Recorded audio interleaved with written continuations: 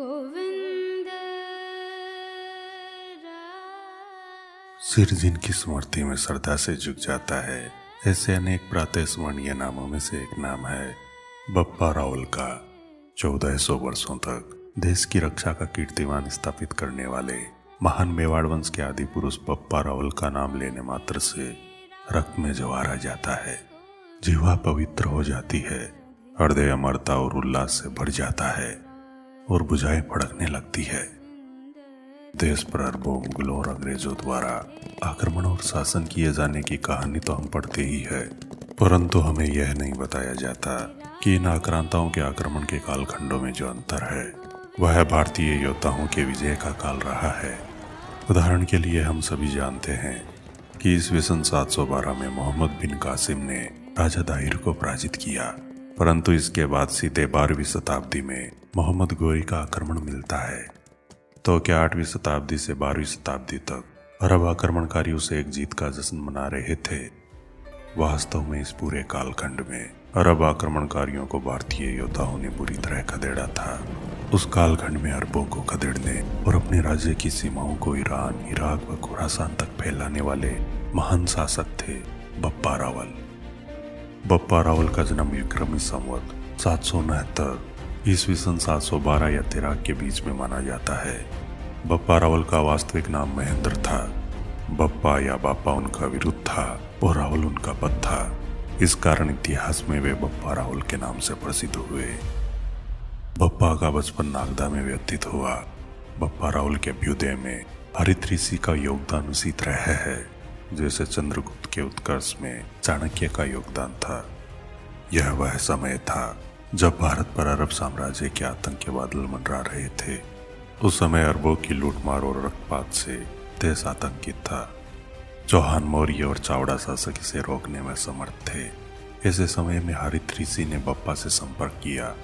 बचपन से उन्हें शिक्षा दीक्षा दी, पर्याप्त धन दिया एवं उन्हें शक्तिशाली व सामर्थ्यवान बनाकर चित्तौड़ पर अधिकार करने के लिए प्रेरित किया।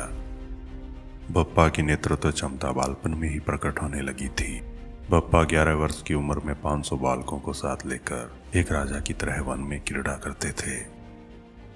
राजा दाहिर को परास्त कर अरब आक्रमणकारियों की आंधी सिंध से आगे भी हिंदुस्तान को ले लेना चाहती थी, किंतु बप्पा रावल उनके रास्ते में सुदृढ़ दीवार बनकर खड़े थे। इस समय भीनमाल में एक नवीन प्रतिहार शक्ति का उदय हो चुका था। इनके नेता नागभट्ट थे। बप्पा ने नागभट्ट के साथ एक संयुक्त मोर्चा बनाने का प्रस्ताव किया, जिसको नागभट्ट ने स्वीकार कर लिया।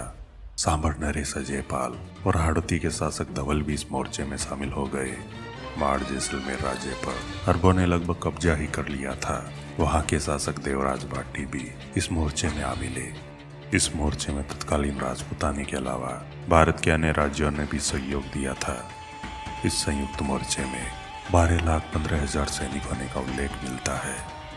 बप्पा रावल, नागभट्ट, अजयपाल, देवराज व धवल की संयुक्त सेना की भिड़ंत अरब सेना के साथ मारवाड़ में हुई।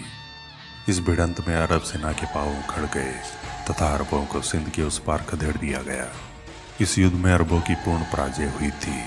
विजयी बप्पा रावल ने अरबों का पीछा किया और अपने राज्य की सीमाओं को ईरान, इराक व खुरासान तक बढ़ाया।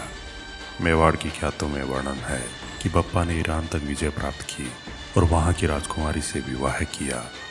बप्पा ने गजनी पर आक्रमण कर वहां के बादशाह को परास्त किया। अपने चतुर्थ पुत्र मोहन सिंह को नेपाल की राजगद्दी पर बैठाया। बप्पा रावल ने अनेक मुस्लिम औरतों से विवाह किया। इनसे जो पुत्र हुए उनको काबुल, तुर्किस्तान और ईरान का राज्य दिया। बप्पा ने कच्छ पर आक्रमण कर अपने पूर्वजों की राजधानी वल्हिका या वल्लभी को जीता। साथ ही मगध, अंग, पांचाल, सिंधु, सोवीर, सपालदक्ष, बंग, कलिंग, विराट, काशी, साकेत, कुरुक्षेत्र, वस्तदेह, नौहर, मध्य प्रदेश, गुर्जर प्रदेश, कुशावर्त, नागक्षेत्र, वत्स, द्वेष, विदेह, नवद्वीप, मलय से लगाकर चौरसेन, मथुरा मंडल आदि प्रदेशों को जीतकर अपने अधीन किया। इस तरह महान बप्पा रावल ने न केवल अरबों को खदेड़ा बल्कि एक महान साम्राज्य की नींव रखी। बप्पा रावल एक धर्मपरायण शासक थे। वे हाथ में स्वर्ण छड़ी धारण कर खुद को एकलिंगनाथ जी का दीवान मानते थे।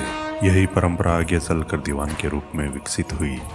तथा मेवाड़ के महाराणा एकलिंगनाथ जी को मेवाड़ का शासक एवं खुद को उनके दीवान मानकर राज्य का संचालन करते रहे।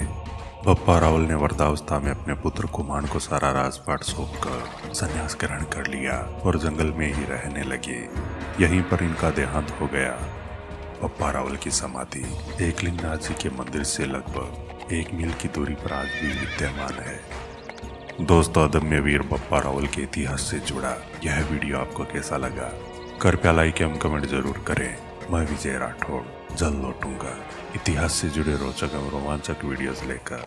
जुड़े रहें हमारे चैनल स्ट्रेंज फैक्ट्स इंडिया के साथ। धन्यवाद।